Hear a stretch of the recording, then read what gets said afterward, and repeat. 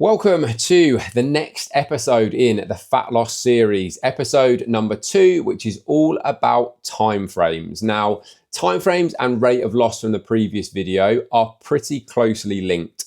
The reason for that, with the timeframe situation, what most people do is leave it too late. And I'm sure you've had experience of this. You suddenly get to 6-8 weeks before you're going on holiday, panic sets in, you're not in the kind of shape you want to, you try and do some sort of weird, wonderful fad diet, you lose a bit of weight, but then it all piles back on holiday and more. You come back feeling worse than you went away.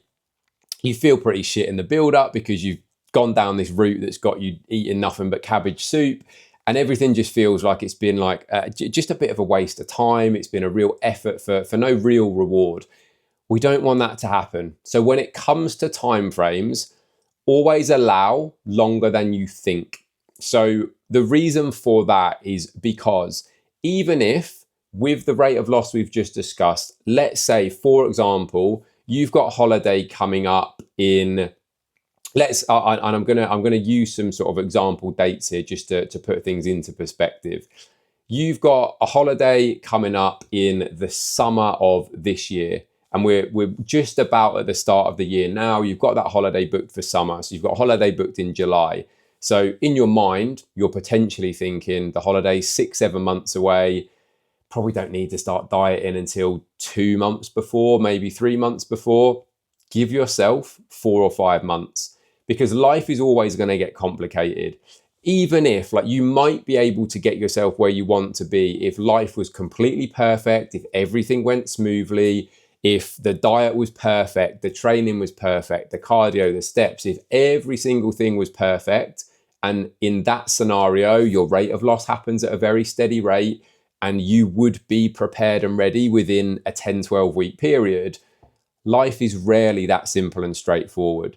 You're going to have some sort of social event that's going to crop up. You're going to have a work event. You're going to get sick at some point. All of these things are going to put potential delays in place. So if you think you need 10 to 12 weeks, give yourself 16, 18, 20 weeks. The other thing that does is means that you can still work towards the 10, 12 week deadline, but you can be ready early. So even if you start at 20 weeks before, 5 months before you're going away, and you think it's going to take you 10 to 12 weeks, even if it does take you 10 to 12 weeks and you find yourself ready 8 to 10 weeks before the holiday, it's far easier to then either maintain that or even push yourself a little bit further than getting to a week before and suddenly panicking that you're nowhere near where you want to be. So when we are thinking about timeframes, we need to allow enough time. And like I say, that will help us to gauge the rate of loss too. Like if you are, and again, I'm going to use the example that I used from the first episode of the series. We're sat at 200 pounds, we're sat at 90 kilos, and we want to get down to somewhere around the 160 pound mark, let's say. So we're looking at like 40 pounds coming off. That's a pretty significant amount. You know, you're talking about getting down towards like the low 70s in kilos. It's a pretty significant amount. And even if you felt like you could take the most aggressive approach that I mentioned and aim for that 2% loss per week on average, which was £4, which means that it's 10 weeks. 10 weeks, £4 a week, 40 pounds.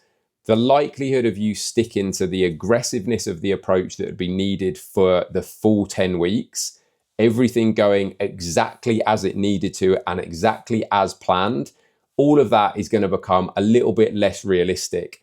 So again, going back to what I said earlier, if you've allowed yourself 20 weeks and your average rate of loss only needs to be £2 per week, even if you see things move a little bit faster, and initially they probably will, you might then get to the point at 10 weeks out and you've lost 30 of the 40 pounds you want to. That gives you another 10 weeks to lose the extra 10, but maybe even a little bit more as well, because there's more to come off than we think. You know, you might have in your mind, like, if I'm 40 pounds lighter, I'm going to look a certain way, but actually you might need another 10 pounds to come off to get where you want to be. So when we are thinking about timeframes, we want to be realistic. We want to set the deadlines, because the deadlines actually give us that something to work towards. Otherwise, it all becomes a little bit wishy-washy, a little bit airy-fairy. If we're just in our heads, like if you didn't have the holiday or the photo shoot or the party, the event, the wedding, whatever it might be, if that thing wasn't there and you just had this little bit of a wishy-washy, I want to get down to 160 pounds in your mind, there's not really any deadline to that. So every time something crops up, you're just going to think, meh, I'll just get back on it next week. And before you know it, like what could have taken you 4, 5, 6 months to lose 40 pounds, all of a sudden you're 9, 10, 12 months in and you've only lost half of that. So having a deadline is really, really important, but also having a realistic amount of time to get to where you want to be.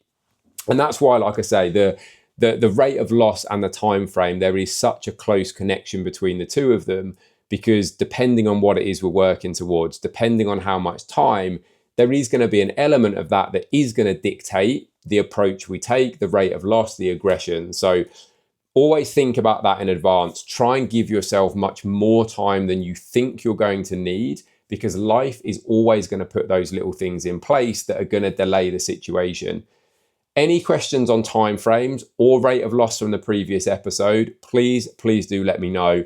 Pop those in the comments. You can send me an email, ben@benhowardfitness.com. You can find me on any of my socials, which are all linked in the description below. Send me a little message on there and I'm more than happy to discuss that with you.